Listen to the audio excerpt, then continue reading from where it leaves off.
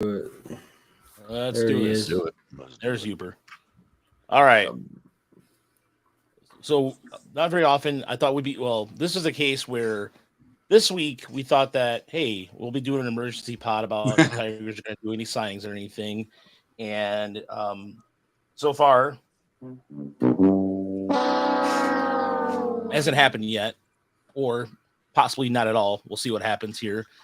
But the Tigers, there is breaking news. The Tigers did get the third pick in the draft. So for the 2023 draft, the odds for them, Chris, how'd the odds break down for the Tigers? Well, so they had the sixth worst record in the league last year. So theoretically, they would have been the sixth overall pick. Actually, their most likely pick was going to be eighth. They had like a 23% chance of picking eighth and a 7.5% chance of picking first. But they were one of the 6 teams who were picked in the top 6. And I think they had about an 8% chance of picking third. So, I mean, they didn't win the lottery, but their number came up. They did well here. They not only did they move up potentially 3 to 5 spots, but that adds, they're probably going to have about $8 million in bonus pool money, whereas they would have had $6 million or less had they picked 6, 7, 8. So, yeah, it's breaking it's news. definitely a good outcome. Breaking news, not involving the Tigers, but the Phillies signed Tejan Walker. What? Walker, yeah. Huh? Nice. Oh That's a my good signing. god! Dave How much- Dombrowski does not screw around. How much? I don't know. Yeah, they just came over the wire. How much Just money came do over they the- have? Jeez. Yeah. Well, they got to open checkbook. Oh, I guess so. Robert Murray. How does Robert? Forgot it. Never mind. I'm not gonna say anything. Excited. Yeah. Sure. Well, it's a good night for the Tigers. I mean, Chris notes they gain all that extra bonus pool money. That's almost as big as anything because now that just gives them a lot more currency in the first 10 rounds of the draft to make some stuff happen. Yeah, for sure. And beyond that, last week it was announced that the Tigers, we knew this was going to happen, but it was officially announced the Tigers have a competitive balance round pick in the A round, which is going to be around 35. And they'll also have their second round pick around 45. So this is 3 of the top 50 picks, probably the second or third largest bonus pool in the entire draft. Maybe fourth, you never know with these extra picks. So yeah, this is going to be really interesting to see what Scott Harris and Mark Connor and Rob Metzler and the new Brain Trust do with this draft class. And there's a couple questions already. First and foremost, I am so excited that Jack was saying that it sounds good because we've been working on that. I went over there last week and finally, thanks to the Scarlet, it's a nice little red box. It works wonders, and I think we figured out the issue. Also, the streaming issue side. But JP Jonah asks, are we surprised by the lack of activity by the Tigers trade, not just free agency, but by trade? Not, you know what? I want to say I was surprised, but I think we're going to talk about that probably tomorrow too. I'm still nailing down the guess, but I do want to bring that up because I did an article today about what Scott Harris said in the comments, to the press yesterday. And a couple of years ago, I used to do a Al Avila translator article at Motor City Bengals, and it was funny and it's all tongue in cheek. But in this case, I think Scott Harris is a straight shooter. And again, unless he pulls a David Dombrowski who says nothing else and comes out and does the opposite of that, it looks like the Tigers are going to have a quiet next couple of days. Again, things could happen, but then you see guys that are coming off the board. Mitch Hagler went to San Francisco. There's the third baseman, is it Peterson? Yep. Yeah, he went to Oakland, Pittsburgh. The Indians signed Josh Bell. The Guardians. Sorry, that's inoffensive. The dollar for the swear jar. Yeah, the Guardians have been more active than the Tigers, and this is a team last year who didn't make a single move. They went out and got Josh Bell, which I thought was a smart decision because they needed some power in that lineup, and you get confirmation that essentially they're going to go with Eric Haas and Jake Rogers as your 1-2 combo. And I'm okay with Eric Haas being the number one catcher, but I know you guys feel differently. But I mean, I know Uper is shaking his head like, no, why? But anyway, I don't know. What do you guys think of the whole lack of trades and what have you? I you know, think at the end of the day, or at the beginning of the day, in terms of Scott Harris, he was left with a pretty bare cupboard in terms of making trades, in my opinion, right? I mean, they're just, it's the worst offense in baseball. You know, they have some pitching depth, but is it really great? Is it really marketable pitching depth? So, you know, I'm not too surprised they haven't pulled off any blockbuster trades. I mean, it'd be nice if he can pull the wool over somebody's eyes and turn Bo Brisky into an incoming everyday second baseman or something, but I don't see that happening. So really it comes down to the free agency, and it's just a matter of, you know, does Chris Ilitch want to invest in premium free agency? And we're kind of getting some feeling right now that answer right now is no. But it could change with one fell swoop. Yeah, you know, I mean, I think the one thing Scott Harris knew coming into the winter meetings was that they weren't going to be targeting any big free agents. I don't think there was ever any real thought that was going to happen. So in some regards, what they're doing by not doing anything makes some sense. Like I'm more inclined to think that they're going to do some trades in the future. And if you're going to do that, maybe you want to wait for all the free agent pieces to fall into place, and then you know who it needs an Eduardo Rodriguez, or who might, you know, be interested in up even Austin Meadows, someone like that, where they might be able to make a move and improve themselves. And I also think that Scott Harris really, I mean, based on his comments, and Roger wrote an article about this, about the youth movement, it almost feels like he wants to take a year just to see if he has anything here. Yeah. And wants to let these young guys play before, like, he doesn't even know what they need yet, because he doesn't know if any of these guys can play.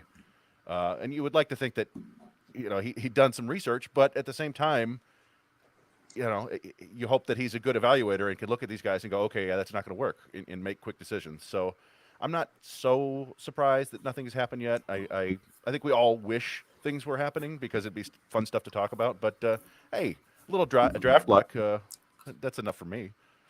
Yeah, and if you look at the rest of the league too, there's not really many trades going down. It mostly is just free agent signing. Like, what's the biggest trade we've had? Probably the Colton Wong trade, and that was a couple of days ago. So I think the trade market just hasn't really gotten moving yet. That's a good point. Thank you, Race, by the way. Good to see you, by the way, out of our good old friend of the site from Prospects Live over on the West Coast. But no, look, I thought about, because when I wrote my article today, I thought about what we saw this year in the Tigers minor league system. We saw a lot of growth. We saw a lot of players that came out of nowhere and were contributors. We looked at what happened with Gary Hill, Bo Brisky comes to mind, and those were examples of good development in terms of, even it was something that we haven't seen before. We haven't seen 4 teams over 500 in Tiger history. I mean, I was just editing the draft, the 75-76 thing, which, by the way, is almost done. I'm adding a lot of pictures. I'm adding some video to it. So John cut it up for 7-8 minutes, but I've added maybe old school pictures. So it was the one with I posted on Twitter earlier. But no, I would like to see the Tigers in some way, shape, or form at least address the starting rotation the next week or two. I would like to see, because the starting market is going fast, and I think pitchers are going to start coming off the board more and more. Saw Verlander's deal. I'm not sure of the conditions of Walker's deal as of yet, but the thing is, yes, the 3rd pick overall is great, and it's a good consolation prize. But getting back to the evaluation of the system is still somewhat, it's top heavy in the sense that, look at, okay, you have Colt Keefe, who will probably start in Erie, maybe Toledo. You have Pacheco, who might start in Erie. But beyond that, there's nobody that, in terms of like a positional standpoint, that could come in and get called up. And now, I mean, Parker Meadows, good possibility. Andre Lipsius also added to the 40-man roster. But it's bullpen arms. You're going to see guys like Brendan White, who's been talked about a lot. And Scott Harris mentioned him by name yesterday. So there's going to be an emphasis on Jacob Gonzalez is going to look good in the system. Yes, definitely. Yes. There's going to be, I think the Tigers have to go with a bat here, because an impactful bat at the 3rd pick overall, which we'll talk about in a second. But overall, as of right now, Walker deals 4 years. 4-72. 4-72 for Walker? Yeah. So just think, though. Holy shit. The Tigers Sorry. paid 77 for 5 years of Eduardo Rodriguez, right? Yeah. So that either increases his trade value or makes it that much more likely that he's going to opt out, or Yeah. both. Yeah. But Yeah. But the starting pitching has been, very expensive this year. So getting Matthew Boyd for $10 million doesn't look as egregious in retrospect. Yeah. Like, would you rather have Matt Boyd for 1 for 10 or Walker for 4 for 72? Walker. Oh, No, not for 72 No. million. No, Who, I mean, who cares? look, I know it's not my money, but I here's mean, the but thing. no, I mean, it's not outrageous. Well, if you considering- pitcher, if you think he's a good pitcher, yeah. The only look, one. go Yeah, ahead. the only one that bugged me was Andrew Heaney, 2 years, 25, because I was a big fan of him, and that bugged me a little bit because we could have afforded him. That shocks me. I didn't see the deal. I figured that was for 4 years. Jeez. Well, Walker just turned 30 years old, so the reason why I would go with maybe 2 or 3 years. Like, a lot of the pitching deals have been kind of 2 or 3 years, outside the DeGrom, of course. But I don't know. Like, I thought that Walker, just coming off elbow surgery, he pitched well, but he struggled in the second half of the season. I mean, I don't know, 4 years. I see David Rousey just going, you know what? No, fuck it. We'll write a check. Boom. Yeah. We'll net a check. Yep, Boom. exactly. Boom, That's boom. what. Think of what they did. It's similar to what they did with Anthony Eovaldi, right? Where they just gave him the bag. They're like, we don't care that this is overpaying for you. You can help us win. Yep, And we that's want how you. Dombrowski- Yeah, There you go. that's how Dombrowski And- works. Like, if he sees a guy he wants, he just goes and gets him. Like, I don't care about the money. Yeah, and in CC game, it's right. Scott Harris did say the market was going fast, and so that kind of, you bring up the possibility, and I will give Cody Saberhagen, the Athletic, they brought up the idea of trading Rodriguez, and that is a good idea. Right now, it might be looking like a deal but then again, at the same time, do you risk it for him possibly to walk after an opt out? Well, in this case, more than likely. I mean, the Tigers are still right now on paper. The Tigers are a 60-win, 70-win team tops. If I'm being generous right now. Mhm. So if they continue to upgrade and do things in the offseason to make their team better, great. But if they can get a couple hitters back for Rodriguez, by all means. I mean, there's so many teams right now. I look at the Jays, for example. The Jays have not usually during the offseason, you always hear the Jays involved in rumors and trades and signing players, but the Jays have been awfully quiet, or that's just me. No, I mean, the Tigers aren't the only team that haven't done much, right? And there's some other teams that I keep hearing, like, oh, the Red Sox, we were in on that guy. Like, tough break. So, yeah, I've seen the Blue Jays connected to a few people, but they haven't made any real moves other than trading Teoscar Hernandez, right? I thought Yeah. they were connected to Verlander, or at least I read something there.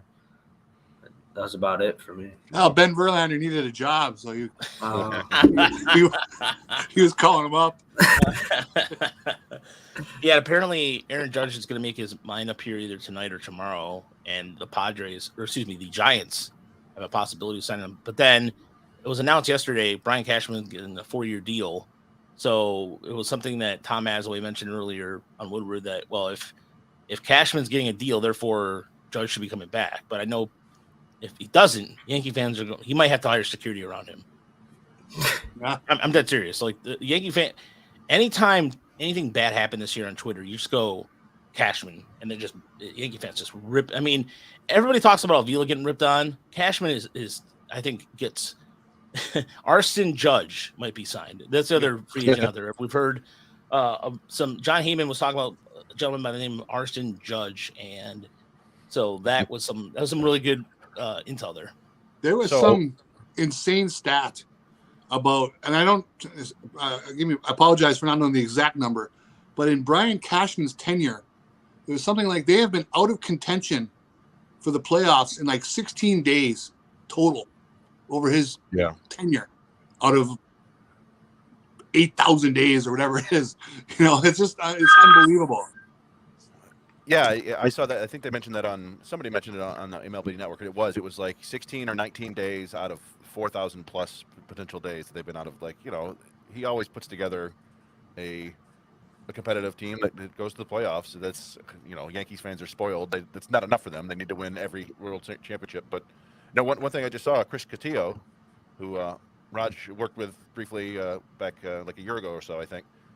Yeah. He had a tweet that said the Red Sox offered Andrew Heaney north of $30 million, but he took Texas's 2-year, $25 million deal with an option due to his relationship with Chris Young and for personal reasons. He's from Oklahoma and he wanted to be in Texas. So there it is, an actual hometown discount for once. Nice. It actually happened. So there you go. Yeah, which is rare. Which is rare. The Red Sox just keep failing. It's hilarious. I don't feel sorry for him one bit. I don't like as a fan, or not even a fan, but it's just this is a team that, again, you unloaded Mookie Betts.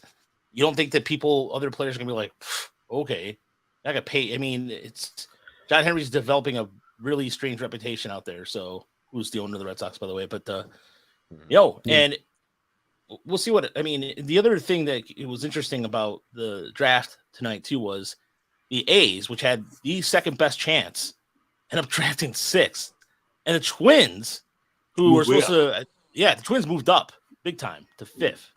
Yeah, they definitely got the George Jefferson Award there. Moving on up, baby. They had a 2% chance of picking in the top 6, and moved up to 5th. So that was huge for the Twins. I mean, that's Johnny. that's, did you have any idea what that reference of mine was just now? No. I Good. I didn't even think twice about it. It was just, you know what? That was just not to go off topic. That was just voted I think Rolling Stone named it the best TV theme song of all time, the Jeffersons theme. Oh, I believe it. Really? Yeah. It's solid. It's solid. I go Sanford and Son over it. Sanford and Son was top 5. I think they needed. Oh. It's tough to pick an instrumental top number 1, but I don't know. Like, just going back to the draft, the A's were. I mean, this was the whole point. Major League Baseball, the players wanted a lottery to try to discourage teams from tanking, and so the 3 worst teams which were the Pirates, the Nationals, and the A's all had a 16.5% chance of picking first overall, and the Pirates and the Nationals went 1-2, I believe. But the A's, that's the risk you take when you play poorly now is that you might fall. They lost. They basically swapped with the Tigers, if you want. Yeah. And that's a bummer for them because they are a cheap franchise. But that was the whole point of this. And then it's kind of cool that teams all the way up to the 18th. The Brewers had a minuscule chance of hopping into the top 6, but they didn't. But the Twins, So the Royals. The Royals fell too, didn't they? They fell. So that was good for the Tigers. Yeah. So, and it's an interesting draft class because it's like heavy on college bats, which is always nice. That generally is bodes well for the strength of a class.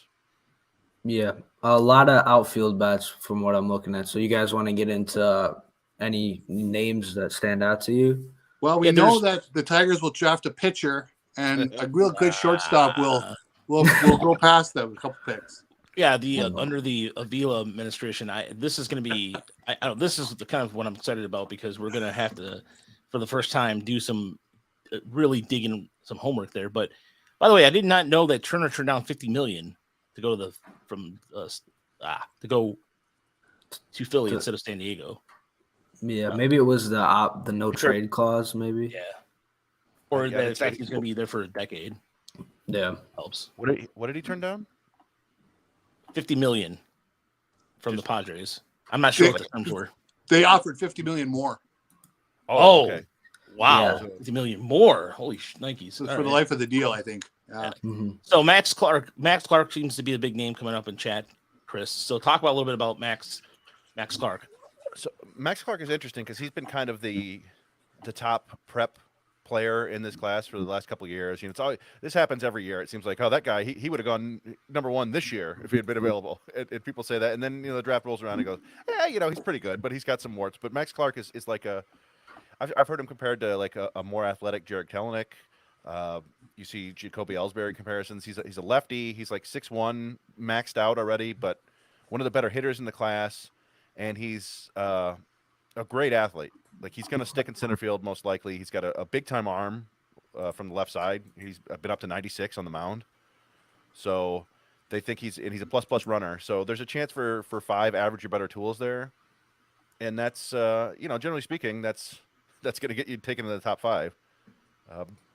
I don't think he'll go first overall. You never know. The current consensus, this isn't like a Steven Strasburg, Bryce Harper, no doubt number one class, but most people seem to think that Dylan Cruz from LSU is going to go first overall this year. So if you're joining us, by the way, you should be joining us on YouTube. If you are, I'm just putting up some Max Clark. It looks like a highlight reel of his stuff here. So I'm trying to figure out which one is Max Clark. He's the one. He's the blonde there on the left. Okay. With the long hair. He's like, you can see he's kind of maxed out already. Like there's not a projection there. He could get stronger just by growing into his man body, but he's kind of, I don't know if you want to say like a Mike Trout kind of build. He's not quite that burly yet, but he's not gonna, get taller and faster and stronger. But he doesn't really need to. And all right. Well, apparently it was mistaken. This was not Max. This is I don't know what the hell this is. I mean, he's gonna hit a home run here against. That's not him though. Yeah, but he's an Indiana kid, so it wouldn't be too far away for him. And I think there's a real chance he's there at 3. Here he comes. There he is. Yeah. I've seen a little bit. I've seen some video from him a while ago now, but it's a pretty cool swing. You can see there's going to be some leverage and some power there.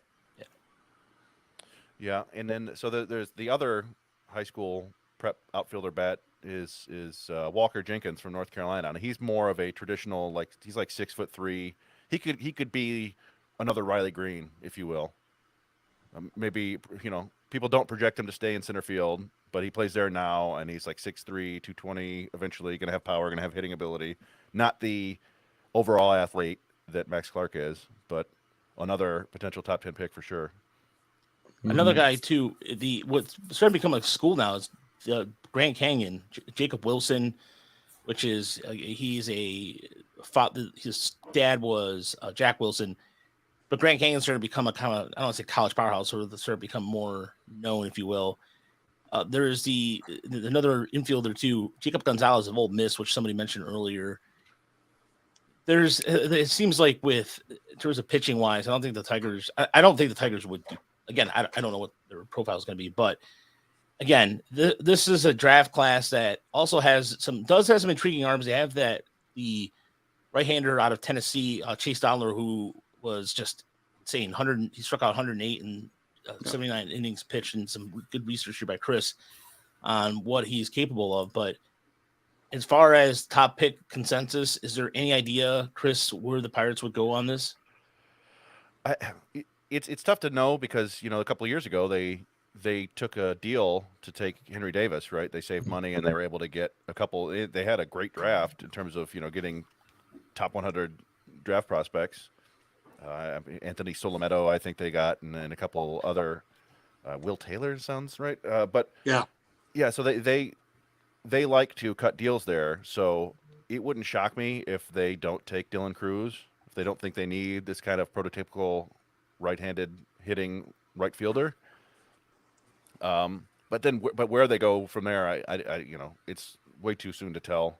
I don't think they would take Chase Dollander first overall. You never know. Maybe they feel like he's the next Justin Verlander. He's kind of got the starter kit right there. He pounds the strike zone. I don't think his fastball has like the shape of a Verlander fastball, but maybe they can teach him that. I don't know. I don't know. I'll tell you, the guy who intrigues me the most is Wyatt Langford, who Baseball America actually had the Tigers taking in their first mock at 3 overall. He is. There's Jacob Gonzalez. We can talk about him if you want. You crushed Allen. Yeah. So Jacob Gonzalez has kind of a funky swing to me. Like he really leans back. It almost like looks like he rocks it a little bit. Yeah. He seems like he wants to slap the ball to the opposite field. He does have above average power in the pull field. He had a really great freshman year. That was, I think, what really got him on the map. I think he hit like 350, hit for some power, more walks than strikeouts, played shortstop for Ole Miss. He's what they call like a classic California shortstop, where he's not necessarily going to run an above average 60. He's not super athletic and twitchy, but he's smooth and makes all the plays. I don't know if he's going to stick at shortstop in pro ball. I haven't watched him a ton. Some people think he may have to slide over to second, but he's definitely a guy who's going to be getting consideration there in the top 5. You were talking about Wyatt Langford. Is that correct? Wyatt Langford. So he played at Florida, and as a freshman, he did absolutely nothing. He got 4 at bats, I think. And then last year, he absolutely exploded. He had a better sophomore year than Spencer Torkelson did at Arizona State. The numbers are almost identical, except Langford hit for a little more average and a little more power. He had 26 home runs as a sophomore. And what's fascinating about him is he was a first baseman, third baseman, catcher in high school, but he played left field in deference to Judd Fabian for Florida. But the latest reports are that he's actually a plus runner and maybe even a plus runner and can handle center field.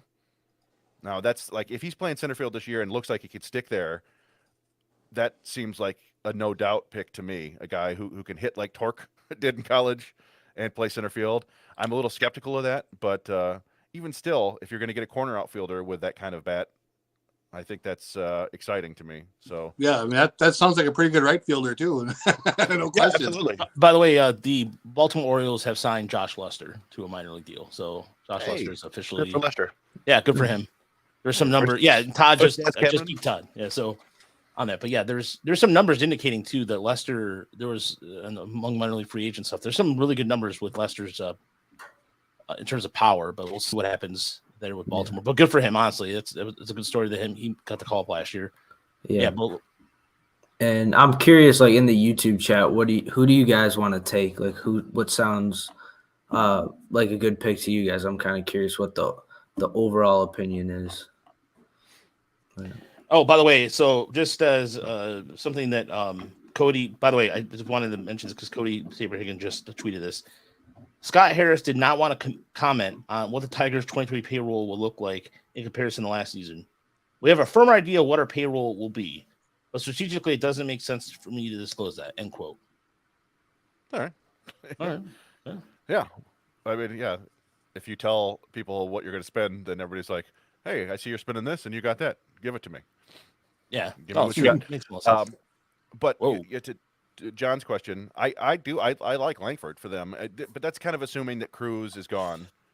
If it's between those two, I'd probably go Cruz. But beyond that, it's hard for me to argue against a guy who produced that well in the SEC and may be able to play center field. That's even if it's a 20% chance of center, I'd like to see that. And I think for now, I mean, if I'm going like right off the top of my head, I would probably go with somebody like why because of the SEC experience. But further research would dictate that. I mean, for me, getting an athletic shortstop to add to what the Tigers have currently right now that can hit. Oh, that was a pitch. I would like to see that, but again, it could change too because the one thing that Chris and I, and this is something that Chris did the set it and forget it when it came to the draft, because as soon as all the draft was over, it was all like knowledge came. It was boo. And remember how many times the top 3 picks would change from December 1st to the last week of December to it changed dramatically. So there might be somebody out there that might pop up out of nowhere. We'll see. Yeah. But look, if it's a right-handed bat that can hit with power and it's not going to compete immediate. I mean, there's chances now. Well, I'm going to ask you guys this question.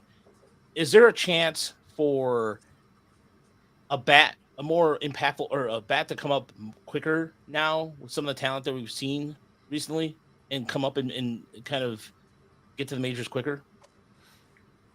When we talked about the 75 and 76 draft last week, I was struck by how little time a lot of those guys spent in the minors. I mean, they were up quick. Yeah, Thompson was up pretty quick, yeah. I was going to say Jason Thompson was up quick. Kemp was up quick. And so were some of the others that we talked about, really. So, yeah, why couldn't some of these guys get pressed into service and see what they have early? With Harris talking about young guys being able to invest at bats in them, maybe that's his plan. As Chris noted earlier, it could definitely be the case. And if you look back into the Tigers' heyday of the late 70s and 80s, it worked for them once upon a time. Yeah, you guys don't have a smile. Something's coming. But go ahead, Chris. Oh, so yeah, just to kind of state the obvious, things are going to change dramatically over the next 7 months. The We're really busy right now. We don't have a trade to announce to show. I can't read right now. Oh, so it says, okay, so I'll read the Scott Harris tweet real quick. Or Scott Harris quote, we're really busy right now. We don't have the trade to announce to show how busy we are, but rest assured, we don't find the trade market or free agent to be sluggish right now. Even if on Twitter, it doesn't look like something's happening. Hey man, that's props to him, man. That's actually, hey, you know what? He understands how Twitter works. There we go. I like that. Well, I like that answer. he's younger than me, and you.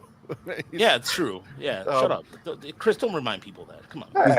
So, what I was gonna say is like, you know, in December of 2020, no one was projecting the Tigers to take Jackson Jobe third in 2021. This is true. At this time last year, nobody was projecting Jackson Holliday to go first overall. Things can change pretty dramatically. There's a kid named Will Gasparino, who is the son of the Dodgers scouting director Billy Gasparino, and he's one of these like absolutely monstrous ceiling outfielders in high school. He's like 6'6", 6'7", runs a sub 6'5", 60, has huge raw power, can play everywhere. He's the sort of guy who might rocket into the top 5, or he kind of reminds people of James Wood, who the Padres took a couple years ago under new Tigers scouting director Mark Connor. So there's going to be a ton of movement. There's Maui Ahuna, the shortstop who went from Kansas to Tennessee. If he performs well in the SEC, he might jump up. There's another prep shortstop named Arjun Nimala, who really is tooled up and could fly into the top 10. So I don't know. A lot of things are going to change over the next 7 months, like I said, and it will probably, or I guess it's 8 months. I'm sure that we'll, be keeping people updated on it as it happens.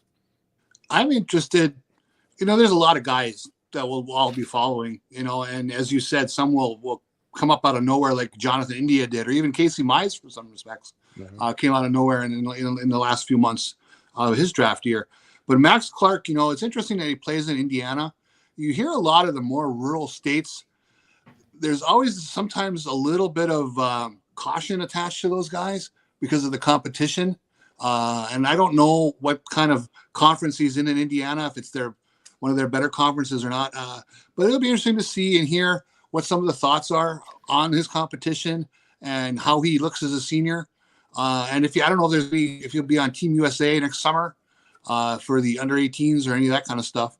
But there'll be a lot of stuff to follow as we go through there. But Max Clark is definitely kind of very close to the top of my list of interest.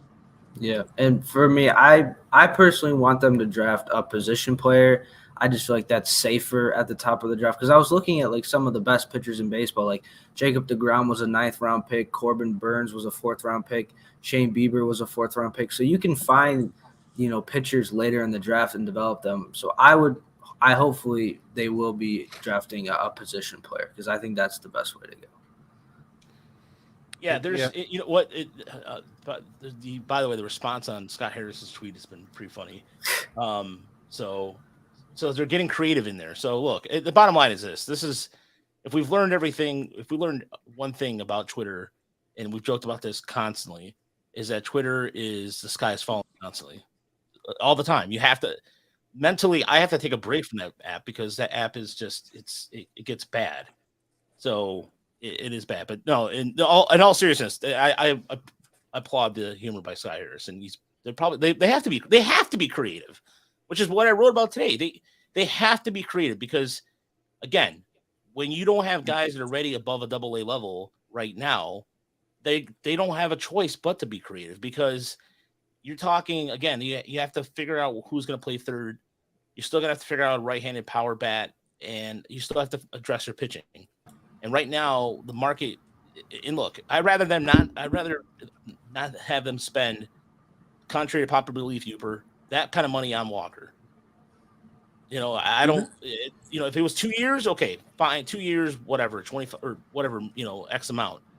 But Philly's going to go out there, and I mean, all these teams are just going to make it rain, and they're going to. But again, I look at a deal like the Guardians made today with Josh Bell. That's a smart deal, a 2-year deal that they know full well that the Guardians know their competitive window right now in the AL Central. They're going to pretty much, they might have a good chance to win this division again. But the team that I'm kind of really interested in to see what they're going to do is the Twins, because then I heard today that I heard yesterday rather, they were thinking about trading their American League hitting champion, Luis Arias. Arias. He's open to be traded. So the Twins right there, the Twins are a team that like the White Sox already spent, Cleveland's already spent, the Tigers even, they signed Matthew Boyd, but it seems like the Twins have been kind of relatively quiet. And I know they're trying to court Correa, but that's a team too. No, sorry, I got distracted by CC Gaming. Twitter is the equivalent of walking into a zombie apocalypse level of insanity. Well said. Better than how I just said it. So anyway. Yeah. And did you guys hear the rumor on Liam Hendricks? The White Sox were, I guess, taking calls on him too. Yeah. Oh yeah, I would. Yeah. Yeah. I mean, right. It is a market right now. It could be. Do you guys? Well, here's a question for everybody in the chat too. Is this a buyer's market or a seller's market right now? Based off what's been going on. It's a seller's market, I think, in terms of the price that starting pitching has been. Even some relievers have gotten some good deals. Like Tommy Kahnle, I believe, got 2 years, $11 million. Chris Martin got like 2 years. I think it was $17 million or something like that. So even the reliever market's been good. So I think it's definitely a seller's market. And when you have a guy like Joe Jimenez, who could be a trade piece if they look to move Eduardo Rodriguez, I think they could get a decent package back. So I'd definitely say it's a seller's market right now. Another quote from Scott Harris. Quote, I just don't think it's really can comment on the question about when asked about if early contracts have getting to free agent relievers, just as John mentioned, might have caused trade talks to pick up. I just don't think I can really comment on that. ... I think it's fair to speculate that, but it's hard to really prove. End quote. You know what? Hey, you know what? Look, there's something going on, and that's fine. We'll find out when it happens. But there was some discouraging. I saw some things on Discord today too, and I was working on things. It was just, again, I know you're. I know it's just it's a matter of what's going to happen here next. Well, here's the thing. Even though we're at the winter meetings, I mean, if this off season is still, if we're comparing it to humans, it's still just older than a toddler, right? It's not very old yet. There's plenty of time left where moves will be made. And if he's keeping his cards close to the vest, that's cool. So a lot of things could happen. But again, I'm starting to buy into the idea that Eduardo Rodriguez is tradable. Otherwise, I just don't think he has a whole lot to deal. That's why I just think if any thought is being given to competing in 23, you got to look at the free agent market, and maybe that's just not in his plan. We'll just have to figure that out. Yeah. Well, and for me, I guess a question I would have is looking at the roster.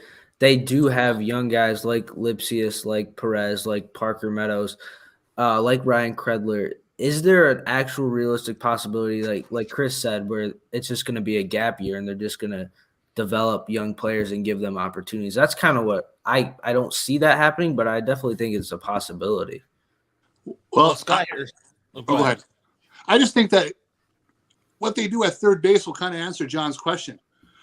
If they challenge themselves to get better than Jeimer Candelario, then you can say, okay, that's the direction they're moving. They've challenged themselves to get better, and that's why they got rid of him. Or are they going to plug in a Lipsius or Kreidler and live with the youngsters' growing pains? And that would signal kind of a different direction. Yeah. As far as Lipsius goes and Kreidler goes, look, the bottom line is, to me, they're going to have to. I think this is a year and he mentioned this yesterday while talking to the media, that he's going to benchmark. They're going to save some innings and give some time for these young players. And they have to, because they have to see what they have in the system once and for all. If you look at, if you think about this year, it was oddly enough, Avila's final year, there wasn't a lot of call-ups till after he left. I mean, you didn't see Brandon Davis was sitting there almost the entire year. They didn't call him up till the last possible minute. You didn't see, again, we saw the story of Josh Lester finally getting a call up, but they were, again, all towards the tail end of the year, when even last year they weren't very aggressive on making call ups. And it was just, for whatever reason, like they had when they had a couple of players like Julian Rodriguez, for example, who led the minor leagues in all the categories. They didn't call him up. They knew what he was, and don't get me wrong, he wasn't a guy that would be a household name, but it was just interesting to me that they didn't really see exactly what they had in the cupboard and until this year. So this is, I think, go ahead, Chris. What are you gonna say? I mean, Avila had put all his chips on the table. We're competing this year. They signed the big free agents, and so, and then when everything went to hell, he didn't have an answer, and certainly at that point you can't say, this sucked. Just let the young kids play. So he was kind of in a corner. I do think, that they want to. The next big step, I guess, for Tigers developmentally is getting one of these late round guys to hit as more than like a big leaguer. Like we've talked about, they've taken that next step where they're getting guys to the big leagues in the later rounds and making guys in the later rounds interesting prospects where they didn't do that before. But now they need a Lipsius to show up or someone like that and actually outperform his prospect ranking. Pull a St. Louis Cardinals where he just becomes Tommy Edman.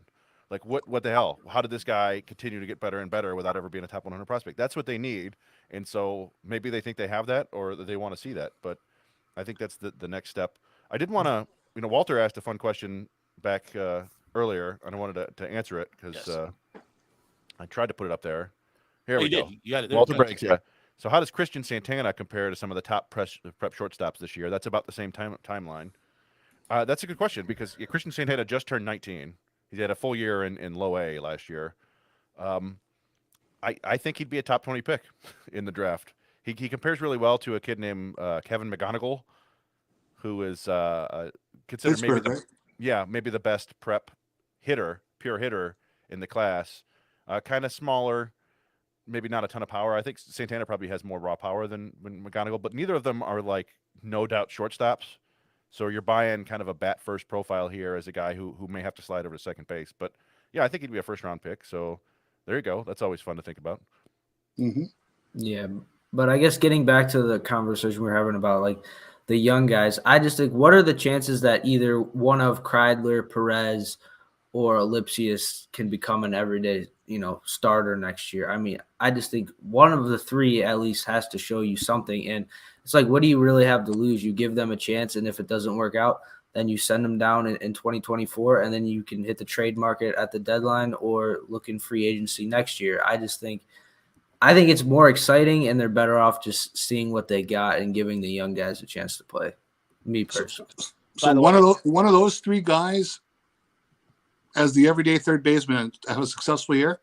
In 2023, possibly. I'd say 1 in 4 chance. Yeah. They have, the thing is with a guy like Kreidler, we again, small sample size, and Lipsius, I know for a fact that I think he's still, I want to say he's a bench bat. And again, as much as a prospect love, I also realistic about the possibility is that he also has to hit at this level, and we don't know if they can. That's the thing. We don't know. And better if they put him out there and they give him at bats and let somebody, like they bring in somebody on a 1-year deal, that would make sense.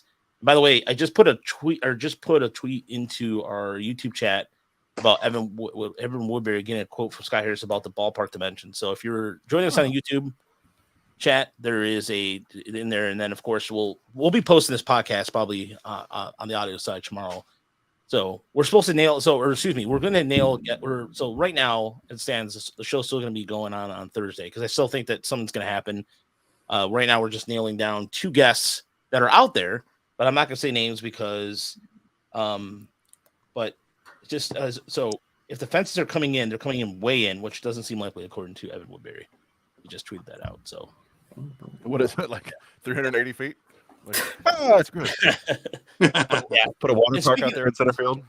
And speaking of power and balls, there's one thing that came out today that I wanted to discuss because this is to me, this is an important thing that kind of really takes a sour note on baseball to me because you're looking at today was released that apparently at some point during the season, there was up to 3 balls in play. 3 different types of baseballs were in play. And so to me, it's distressing that the fact that you have, I'm looking for I can't find the tweet. Of course I can. it was one of those things where I was looking at the story in utter. No, it's not your timeline. No, Chris, it's just yours. Looking at just in utter disbelief on, and this was done by Dr. Meredith Willis, who did this before. She worked with Bradford William Davis, and Davis worked report on the Insider. And this time the story's for free. Last year they did it; it was under a lock. So I'll post it also on our YouTube chat. But interesting stuff. I mean, in terms of here's where they were looking at in terms of they had 3 types of balls. They had dead balls, they had juice balls, and Goldilocks balls. I can't even say it with a straight face. These balls are just right. Just right. The balls are just right. And so, according to the data, MLB deployed the third baseball alongside the dead ball in 2022, with production starting as early as January. And Manfred again kept lying about it. No. Yeah, I'll say, every one of these articles has been damning. It's like, we've heard the pitchers talk about how the balls suck. Chris Bassett, who's still out there, by the way, as a free agent, said earlier in the year, like, these balls are terrible. They're good one inning, they're bad the next. Boy, does baseball have a perception problem, because that article concluded that these Goldilocks balls showed up in 4 places: the home run derby, the playoffs, I'm forgetting the other one, and in Yankees games, just Yankees games. The Judge chase. Yeah, like, come on, are you kidding me? Like, but I don't know. I mean, I don't think baseball will ever really address this. They just go, I don't know what you're talking about. Yeah, they'll deny. It's just the ball that you give me. Sorry, I did drop off. Just to leave yourself so open to complaints about your competitive integrity of the league, and just it's mind blowing. It's something that with the technology available, it's easy. Well, not easy, but it can be figured out by very smart people, and you're not going to keep secrets. Okay, secrets don't happen, especially in things that you're going to need to cover up, because they don't want this out there. It's just unbelievably obscene to think about. They're altering games really by what baseballs show up at certain parks. Yeah, and there was some of the stuff that was out there too. Like, baseball has been advanced recently in the last 20 years by smart people, mathematicians, and apparently guys named Mike. Which, by the way, if you're drafting, if you're watching the draft lottery tonight, they have 5 Mikes in a row, Michael or Mikes, during that whole thing. So, but it was interesting to see some of the contrarian, like Patrick Dane, the mechanical engineer, who was saying that he reviewed the statements claiming they used 3 different construction baseballs, and that in his contacts, he looked all of the data, and he said that there was to be compliant with all MLB regular specifications. And so there's kind of like I guess that everyone's really easy to dismiss Dr. Willis's research, but she has been featured in Sports Illustrated. She's been featured everywhere else. And so I don't know. It just seems like, and there was a case too where a player wanted to say something and was told not to. I mean, look, and this is the same commissioner who was involved in it. If you guys watched that, Chris and I watched the Juiced, the whole Jose Canseco thing, where he was just giving money to have people go away.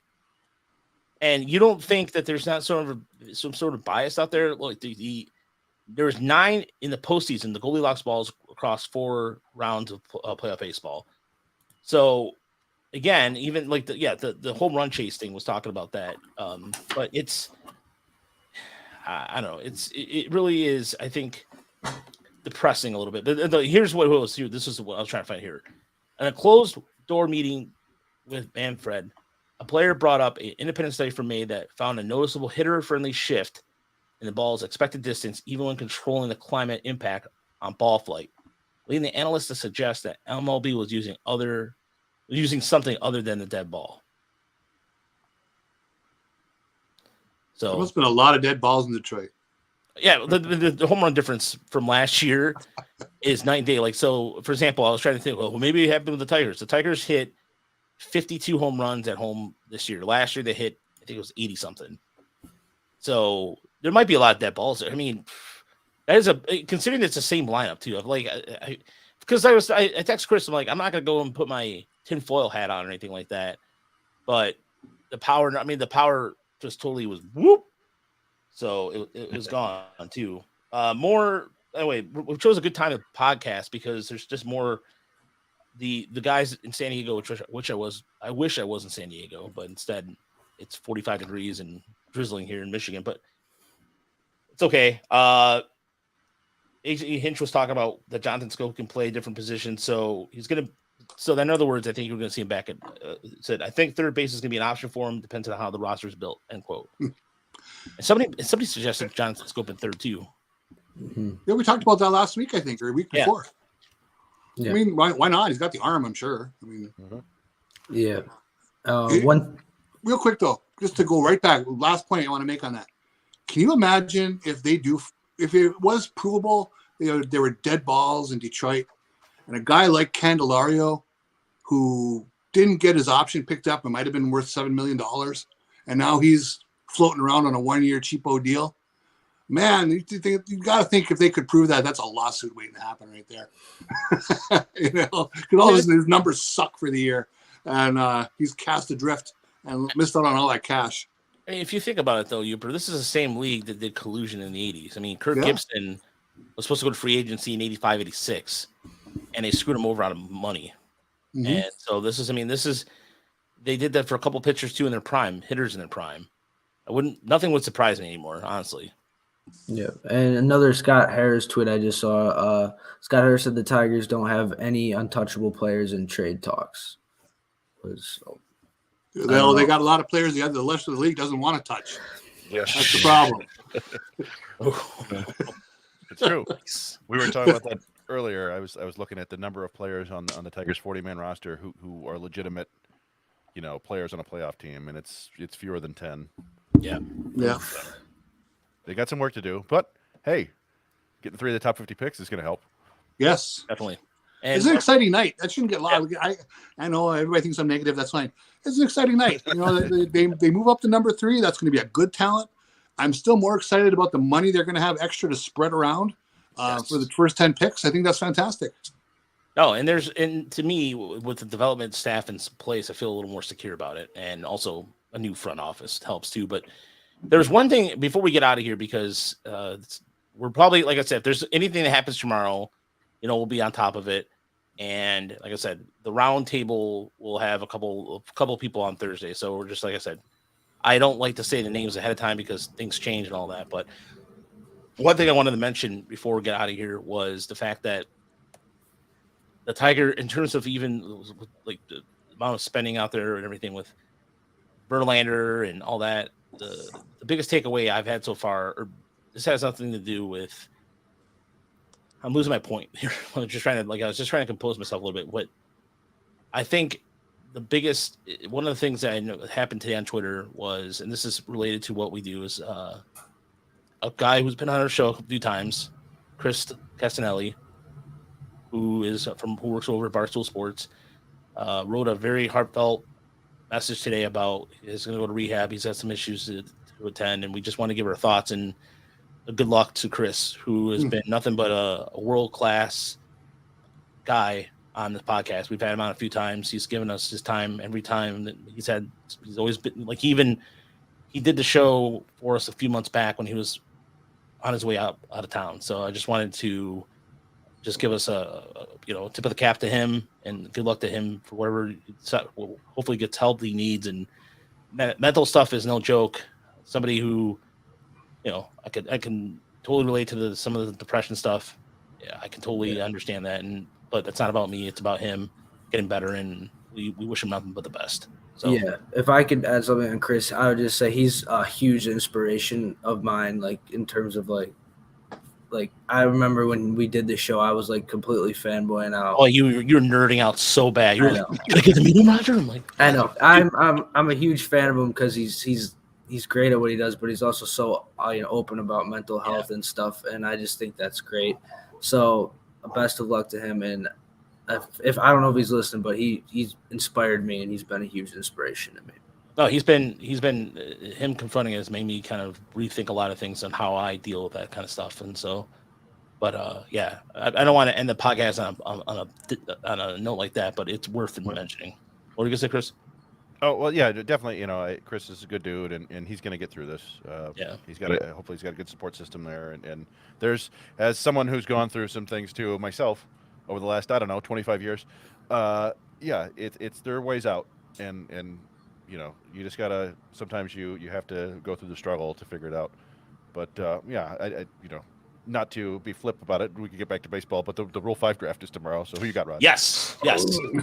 So there's going to be an article dropping tomorrow morning on WoodwardSports.com. Chris and I's favorites for the Rule 5, and what the Tigers could potentially do. Although, what I don't understand, they make a production out of the lottery. They've made a production out of everything, but the Rule 5 draft, they're like audio only, MLB.com. That's it. Well, you know what? This year they moved it to 5 p.m. Yeah. I think. Yeah, 5 p.m., which is even strange. Normally it's like the very last thing that people do, like 11 a.m. on the way out of the hotel. Like they're checking out while they're making picks. So I don't know if it's still audio only. It probably is. Yeah, it is. Yeah, I did. I double checked it yesterday when I was. Now, did Harris have a quote the other day saying we haven't even looked at it yet? Does anyone believe this? No, there's zero chance. I'm sure they have at least one person in the front office whose sole job has been to keep track of who is available and what they might bring. So I don't like. Yeah, so far I don't think Scott Harris. I don't know what to make of him yet. Like I think he has the facade of being open and forthright, but I also think there's some Dombrowski caginess there where he's not telling us anything. Yeah. So. Well, maybe not. Maybe they will just be like, it's pointless. But I still expect them to take at least one person, and they have the 7th pick, so it's probably going to be a relief pitcher. Yeah, not to spoil your article, Raj, but I do know you talked about Malcolm Nuquez, the first baseman from the Pirates. I don't know if he'd fall to 7, but I think he's really intriguing option. Only 21 years old, and had a really good season last year for the Pirates, and I don't know why they didn't protect him, but he'll be available tomorrow. Yeah, that's one of the guys that. Yeah, you did spoil it. Thanks, John. No, it was one of the guys I mentioned on there. But no, there's a couple of intriguing players. And look, usually I would say a reliever would be the case. But I think if the Tigers could find somebody that would be beneficial with a bat and could carry all year, by all means, I think that would be. But then, like I said, the guy you mentioned for the Pirates, there's another player too involving an AL East team too. That is a possibility. So there's a lot of things they can go with if they choose to. So they might not even go with anybody at all. Who knows? But again, the last of the Rule 5 era of Victor Reyes is gone. So it's going to be we're always excited for this. So it's weird now that maybe this year will be different. Maybe we won't be as stoked, if you will. I mean, it's hopefully it's no Reed Garrett or anything. So. Yeah. The Rule 5 draft is so cheap, $50,000. I mean, I would, if I had a roster spot open, I would take a player every year. What's the big deal? You ship them back if you don't like them. I've never understood why teams pass. I mean, unless they had a roster crunch, obviously. But hopefully they, there's a guy named Rojas, right? With some bat skills people like. Yeah. Kind of blanking on his first name right now. So there's got to be somebody with some skills. Take them. Hell. As far as, Walter does bring up a good question on who is eligible for the Tigers to get picked. And that's I'm looking at who's out there right now among, I mean, I think in terms of guys that are, go ahead, Chris. Guys on the Tigers who might get picked? Yeah. So a guy from the Tigers that could get picked. And a lot of you're talking about guys that are among, I think they're at more of the lower levels. I'm trying to think of somebody like John Valenti. I could totally see getting stashed somewhere as a bat. I think so. Baseball America has been they've got 60, 70 names on there now with their list of guys to know. The only Tigers player they have on there is Elvis Alvarado. I thought the Tigers might protect. There's also like Andrew Navigado, Dane Myers, Austin Bergner, maybe. Ryan Packer. Packer, yeah. Jose De La Cruz is a guy that you could take a supreme flyer on. I can't see that happening. But I don't know. If anybody gets taken, it's probably Alvarado. But I don't know. You never know. A couple years ago, I didn't think Will Vest would get taken, and he did. So you know what? Here's a guy I'm gonna throw my hat out there. Adam Wolf. Adam Wolf made some really significant changes to his delivery towards the tail end. He was unhittable the last 2 months in Erie. and it was some swing and miss stuff too. And so I think that he changed his arm angle from a higher. I think he went to a little lower 3/4 angle, and that allowed him to drop down and throw. And when he had a defined bullpen role, his velocity went up too. So lefties always find a way to get in some bullpen. So I think Adam Wolf is a good possibility. I think he did a really good job of upping his game this year and becoming more of a name. So we'll see. But I mean that's a really and I forgot the Austin Bergner too is a Rule 5 eligible. So you mentioned him too, right, Chris? Am I just really tired? Yeah, you did. Yeah. Okay, all right. Yeah, I'm getting really tired. So Will Kill Hernandez too. Now he got hurt again. Again? Yeah, I don't know what happened to him. Remember, he came back and then suddenly he was on the 60-day IL again. So I don't know what happened there. Oh boy. All right, folks. Well, if anything happens tomorrow evening or tomorrow afternoon, we'll be around to cover it. So go to all the great content over at woodwardsports.com. Check out all the great gear over at woodwardsports.com, and then check out the store. I should have said that better, but phrased it. But we have articles coming out tomorrow. We have a Rule 5 piece coming out. And we have of course, check out Woodward Pistons. They probably have an article dropping tonight as the Pistons beat the Heat on the road. So that's a big game. And the Wings beat the Lightning on the road. So both teams successful down in is that considered to be no, Tampa's in the Panhandle. I don't know how that works. I don't know my Florida. Central Florida. Yeah. So, or South and Central Florida, because Miami's, South Beach and all that jazz. But anyway, check out all the great content over at woodwardsports.com and sports.com. If you get a chance to go to Instagram, do yourself a favor. If you want a good laugh, check out what Flannel Sam said about Ben Wallace. Okay? To Lindsey Hunter. Yes. Who is a former Piston, if for anybody who does not know that. And, he said that Ben Wallace is not a Hall of Famer. Oh. Yeah, it's at what? He's not a Hall of Famer at what? Maybe he's a Hall of Famer at basketball. He may not be a Hall of Famer at poker or something. I don't know. Dead. This is the garbage you give me. Yeah, he got roasted. And I love, by the way, Flannel Sam also wrote the one that Riley Green, he wrote he's called The Legend Killer. And Flannel Sam also wrote an article about Riley Green not having a good year, which also was, I read that and I was like, nah, I'm going to disagree with you not because I covered the team or wrote about, watched over 50 or 75 games of his in the last 2 years or anything. But I think he's trolling. I think he just does it to get a rise out of people. Yeah, he got a rise out of me. I mean, he was, but you know what started, like, real quick, fun side story before we get out of here. So we were in the studio a couple of weeks ago, or it was last week. And he said to me and Terry Foster and Stick that Bo Jackson was overrated. And I wanted to fight him right then and there. Bo Jackson is overrated. He wasn't that good of a hitter. And he cited his hitting examples, and he didn't walk. But again, he was on average in terms of walking for that period of time. This guy ran for 1,000 yards and hit 20 home runs. He did that in 2 different sports. He was an all-star in 2 different sports. What the hell are you talking about, dude? Pure and simple. Best athlete of my lifetime. Period. I won't even debate it. He's the man. Look, John, I know that Bo Jackson was way before your time, but do you know anything about Bo Jackson? Please tell me at least something about Bo Jackson. I've heard of him. He played for the Royals, right? Yeah. He also played for Raiders and rushed for 1,000, and also was very good at Tecmo Bowl. If you had him in Tecmo Bowl, forget about it. You were going to win. You're going to run and get over 500 yards rushing with Bo Jackson. Also, one of the greatest marketing campaigns of all time. Yeah. Nike. Bo knows. Yeah.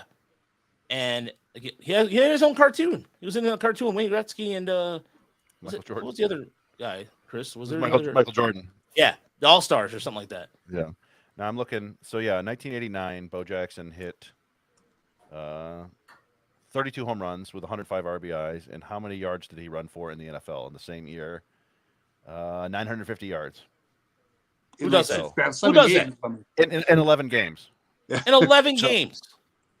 And the famous story is that his best sport was track and field. Yeah.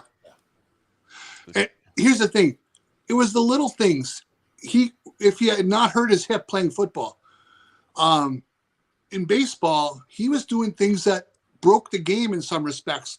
Like on a ground ball to shortstop and he's on second base, he routinely took third all the time. You're not supposed to do that. We know that from watching the game that no one really does that, and they get castigated if they try.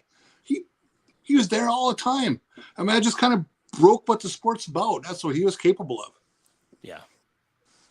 Again, I think it's somebody maybe not see him live or what have you. It's one of those things that when he said that, all of us stood up, was like ready to fight him.